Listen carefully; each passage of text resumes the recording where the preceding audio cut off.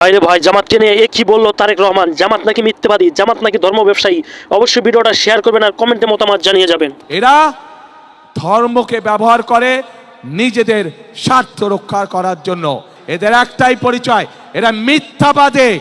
আমরা দেখছি একটি রাজনৈতিক দল, এই যে বাংলাদেশের অর্ধেক গোষ্ঠী নারী গোষ্ঠী, যে তাদের সম্পর্কে আমরা দেখেছি কিভাবে তাদেরকে ঘরের মধ্যে আটকিয়ে রাখতে চায়, সেই কথা তারা বলেছে। আমরা দেখেছি একটি রাজনৈতিক দলের একজন নেতা পরিষ্কারভাবে বলে দিয়েছে যে তারা কোনোভাবেই নারীর নেতৃত্বে বিশ্বাস করে না।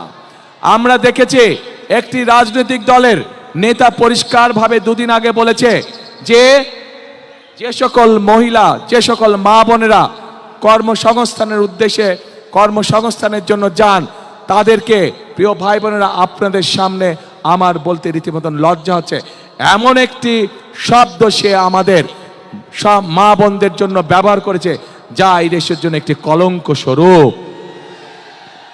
যেই দলটি, যাদের নেতা আজ বাংলাদেশের নারীদেরকে একটি খারাপ কিছুর সাথে তুলনা করেছে, তারা বলে তারা ইসলাম কায়েম করবে, কিন্তু নবী করিম সাল্লাল্লাহু আলাইহি ওয়াসাল্লামের স্ত্রী পর্যন্ত, উনিও পর্যন্ত একজন